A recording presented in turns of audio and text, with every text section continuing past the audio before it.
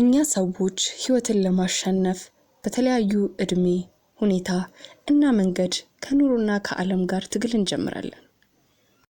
ታዲያ ይህንን የኑሮ ትግል ለማሸነፍ በተለያየ ፈተናዎች አልፎ ሁለት የተለያዩ ቦታዎች ላይ ስራ እየሰራ ከራሱ አልፎ ለሌሎች የሥራ ዕድል ፈጣሪ ከሆነው ወጣት አስደሳች ማሞ ጋር ያደረግነውን ቆይታ በዚህ ፕሮግራም እናስቃኛችኋለን።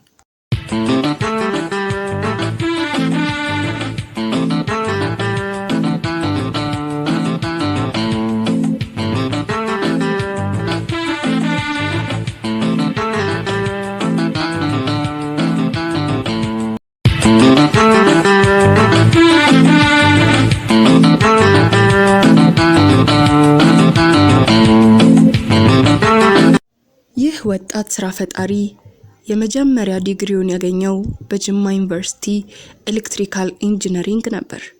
ሆኖም ተመርቆ እንደወጣ በዚያው በተማረበት የትምህርት ዘርፍ ስራ ለመስራት ክፍት የስራ ቦታ ባለማግኘቱ በመቀመጥ ጊዜውን ማቃጠል አልፈለገም። ይልቁንስ ጓደኞቹን አነጋግሮ የተገኘውን ስራ ለመስራት እየተጣጣረ ነበር። አልነበረም ያው ቤት ውስጥ ከመቀመጥ ብዬ አንድ ጓደኛዬ ጋር በመሄድ የኢትዮ ቴሌኮም ወኪል ነበረ ከሱ ካርዶችን በመውሰድ በየሱቆቹ ያዞርኩኝ እሸጥ ነበር እና ያው ማገኘው ገቢ በቂ ስላልነበረ 1000 ብር 1500 ብር ነው በወር ማገኘው እና ያለፋል ቱማች ነው የሚያለፈው በየሱቁ ስትዞሪ ፀሐይ አለ እና ያው ያ በጣም በመከራ ውስጥ ነው ያለፍነው እውነት ለመናገር ማለት ነውና ታዲያ በዚህን ጊዜ አንድ የኢትዮ ቴሌኮም ወኪል የነበረው ጓደኛ ሁኔታዎችን አመቻችቶለት ካርድ አስረክቦት እየተዘዋወረ እንዲሸጥ እድሉን የፈጠረለት። ይህንንም የሥራ እድል እሱም ለቅርቡ ሰዎች በማጋራት አብሮት እንዲሰሩ እድልን አመቻችላቸው።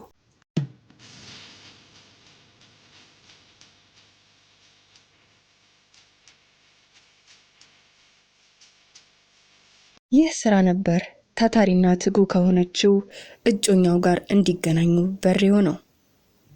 እኚህ ጥንዶች በዚያን ጊዜ ከዚያን ስራ የሚያገኙት ገቢ በቂ ስላልነበረ ሌሎች ስራዎችን ለመስራት አማራጭ መፈለግ ጀመሩ። ሁሉም ቢንቀሳቀስ ቢጣጣር እንዳቅሙ በስራ ነበረ አገርን መጥቀሙ። የሜድሮክ ካምፓኒ ጠበቃ የነበረችው እህቱ ከጎጃም ሙዝ እያስመጣ እንዲያከፋፍል እድሉን ፈጠረችለት። እንዲህ እያለ 2 ዓመት ከቆየ በኋላ ይህንን ስራ ማስፋፋት ፈለገ። ለዚያ ነው ከሚያከፋፍለው ጎን ለጎን አትክልትና ፍራፍሬ ቤት በመክፈት ሌሎችን ፍራፍሬዎች ከሌላ ቦታ በማስመጣት መሸጥ የጀመረው። የስራውን አድካሚነትና አዋጭነት በመመልከት እጮኛውንና አንድ ጓደኛዋን የካርድ ስራውን በማስተው እንዲቀላቀሉ ተደረገ። ሲሰራ ቢደክም ሁሉም ሰው ቢተጋ አምላክ ችሮር ነበር የተፈጥሮን ጸጋ።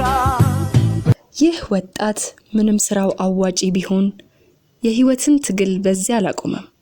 ይልቁንስ ዩኒቨርሲቲ አካባቢ ላይ ስራ አቁሞ የነበረውን ሸጋ በርገር ቤት በመረከብ ሙሉ ነገሮችን ለማድረስ እስከ 700,000 ብር የፈጀበት ቢሆንም ይህንን ሁሉ ተቋቁሞ ሙሉ አገልግሎቶችን መስጠት ቀጠለ።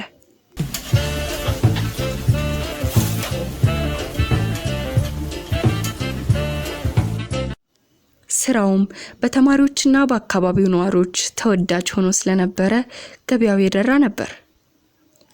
እነዚህን ስራዎች እየሰራ ባለበት ወቅት የአጋጣሚ ጉዳይ ሆኖ የንግድ ቤታቸው በኮሪደር ልማት ምክንያት ቢፈርስባቸውም አፋጣኝ መፍትሄ በመውሰድ ይህንን ደንበኛ የለመደውን ስራ ላለማቋረጥ እዛው አካባቢ በጊዜያዊነት ስራቸውን እያስቀጠሉ ይገኛሉ።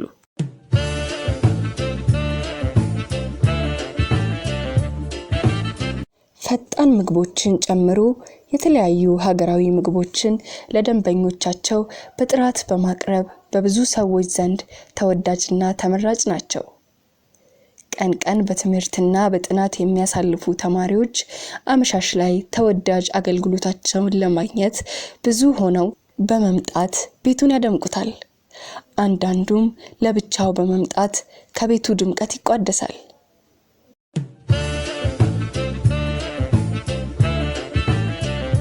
በተለያዩ ምክንያቶች እዛው ሆነው መጠቀም የማይችሉ ደንበኞችም በስልክ የሚፈልጉትን አገልግሎት በማዘዝ ያዘዙትንም በአካል መጥተው ይረከባሉ። በአሁኑ ጊዜ ይህ ወጣት ከ15 በላይ ለሆኑ ስራ ፈላጊዎች የስራ ዕድልን በመፍጠር ቀጥሮ በማሰራት ላይ ይገኛል።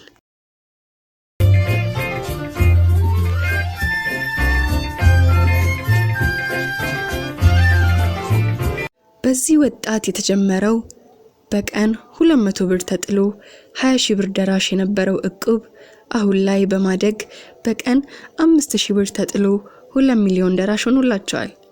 ታዲያ ይህንን ሁሉ ትግል ከኑሮ ጋር አድርጎ ያለፈው ወጣት ለወጣቶች እንዲህ ሲል መልእክቱን ያስተላልፋል። ያው በመጀመሪያ ራስን መቀበል ነው ማለት በቃ ደሃ ከሆንሽ ደሃ ነሽ ያ ኢኮኖሚካሊ ማለት ነው። ደሃ ከሆንሽ ያ ማለት ራስን አምኖ መቀበል የሚጀምረው ከሱ ራስን አምኖ ከመቀበል ማለት ነው። ራሱን አምኖ የተቀበለ ሰው ደግሞ የትኛውም አዘቅት ውስጥ ይወርዳል ለከፍታው ማለት ነው። ሰዎች የፈለገ ነገር ሊሉ ይችላሉ። እንደ አባባል አለ አይደለ ወፎች ራያችን ላይ እንዳይበሩ ማድረግ አንችልም፣ ነገር ግን ጎጆቻቸውን እንዳይሰሩ ማድረግ እንችላለን። እና ሰዎች የፈለጉትን ሊሉ ይችላሉ፣ ግን ራሱን የተቀበለ ሰው ለስኬታማነቱ መነሻው ነው የሚሆነው። የትኛውም አይነት ስራ ይሁን በቃ ስራ ብቻ ይሁን ይጀምሩ። ምክንያቱም አንደኛው ስራ ወደ ሌላኛው ስራ ይመራቸዋል፣ ፕሮፊቱ ይመጣል። ግን የአገልጋይነት መንፈስ እንዲኖራቸው መክራቸዋለሁ።